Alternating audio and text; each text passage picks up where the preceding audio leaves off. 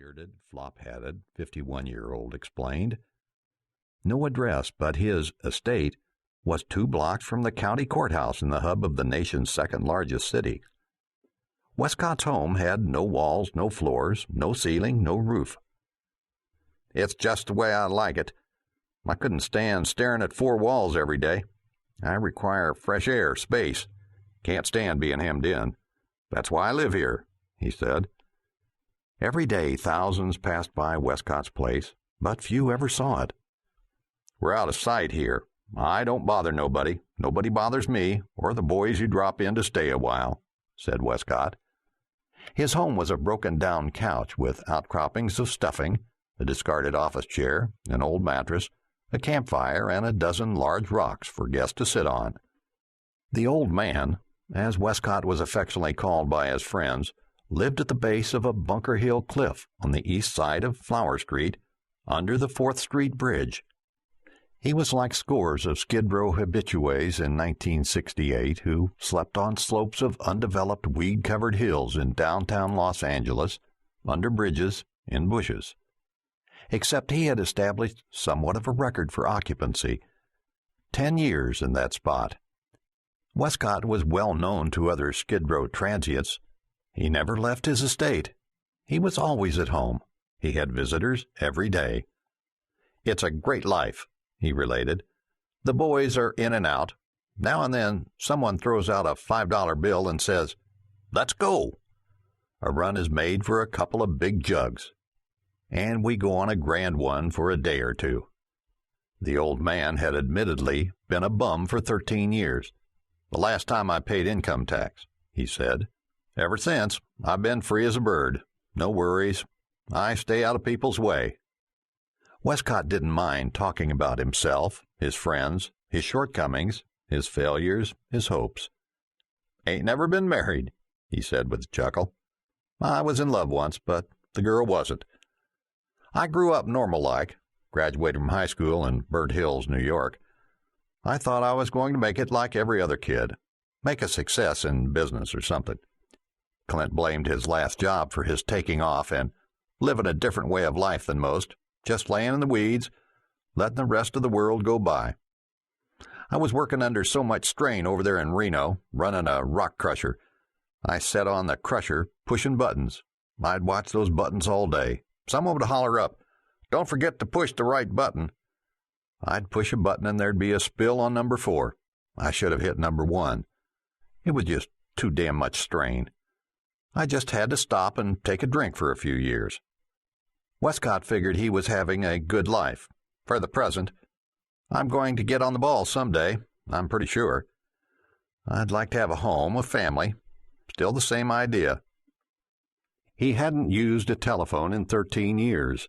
He slept on and under newspapers, leaving his old mattress for his guests. He never washed himself or bathed. "I don't go much for that anymore. Just keep laying here in the weeds. What's the use?" he reasoned. He said he gets in jail a couple of times a year for being drunk. "It does me good. I get a chance to dry out and clean up, to eat regular for 3-4 weeks." His friends brought him food they shared over his campfire. They'd get their money panhandling, he noted. Westcott said he never had been seriously sick, although he was an asthmatic and was 4F during World War II because of it. "Every time I go to jail, I get enough asthma pills to see me through till the next time I'm tossed in the clink." But he did admit to unhappy days around his camp in the heart of the city. "2 fellows died here. Got down in a rut and couldn't get out. Didn't want to, wouldn't eat. Died of starvation pneumonia." He found his shirts and trousers in trash barrels. "You can always find old shoes behind shoe shops at night," he said. He never wore underwear or socks because they made him nervous. Now and then during rainy weather, friends put him up in a cheap hotel, but he never stayed. "I just can't stand sleeping indoors under blankets. I feel penned in like an animal. I got to get out to sleep under newspapers in the weeds." He read discarded newspapers. He knew what was going on.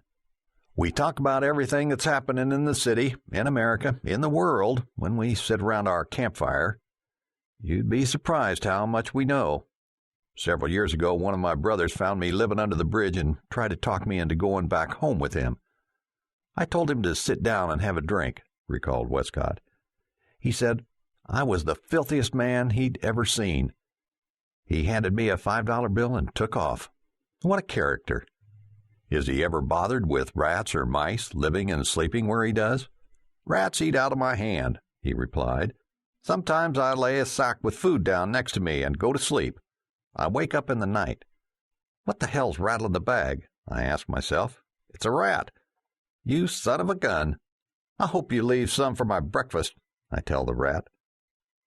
Asked if he thought the story I was doing for the newspaper about his lifestyle and his estate might create a problem for him with the police, Westcott answered. The cops all knowed I'm living under the bridge. I knowed every cop that goes by. I've got to move on soon anyway. I knowed that for sure. High-rise is coming in here. It won't be long, for I'll have to move down the line a little ways and find a new place. The story about Clint Westcott, the man living in the weeds under the 4th Street Bridge, was a Sunday feature I did for the Los Angeles Times. It was syndicated and carried in newspapers across America, around the world. Attorney John P. Brown in Burnt Hills saw the story in the Schenectady Gazette. Westcott had been quoted about growing up in Burnt Hills. Brown called the Los Angeles Times and told me he had been searching for Westcott for 7 years. Finding Clinton is a great relief. I have $19,219.68 of his money in 2 bank accounts I want to hand over to him, related the attorney. It's money due him on a gas station he built in Burnt Hills and abandoned when he hit the high road and headed west. There was a foreclosure.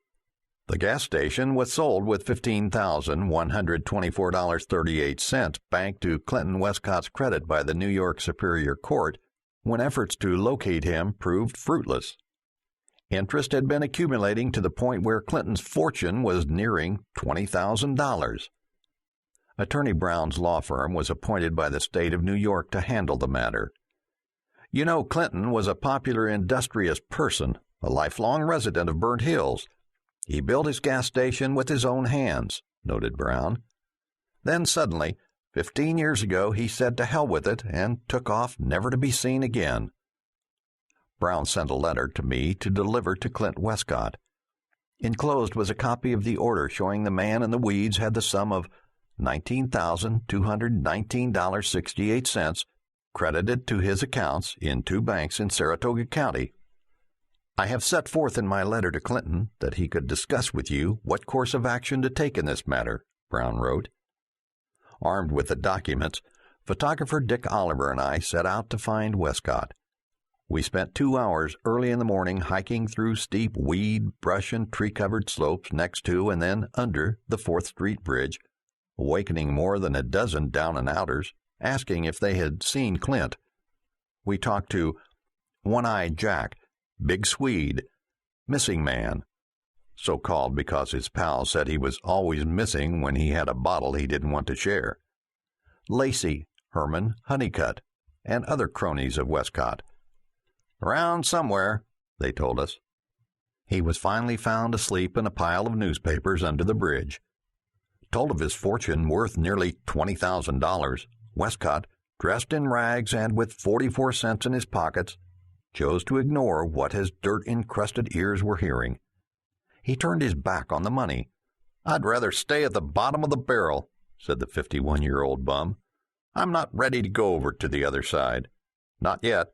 Hand me $1. I'll take it and buy a little drink, a little smoke. But I don't want a huge wad of money like that. Sure, someday I want to get out of the weeds, but I have no thought of moving out now. I want this life, he insisted. Being a wino agrees with me. It's not a bad life. No cares. A man lives in the weeds with $30, $40 in his pockets. It's a different story. A few dimes, pennies. There's no danger of anything. Ha! He laughed, showing his few misshapen, broken teeth. Look at here. He dug into his pockets and counted out the 44 cents. I'm rich. This is all the richer I want to be. Enough to buy a short jug. That's all I want out of life now. One of these days I'll go straight. I'll climb out of the bottom of the barrel. But I'm not ready. Not now, anyway.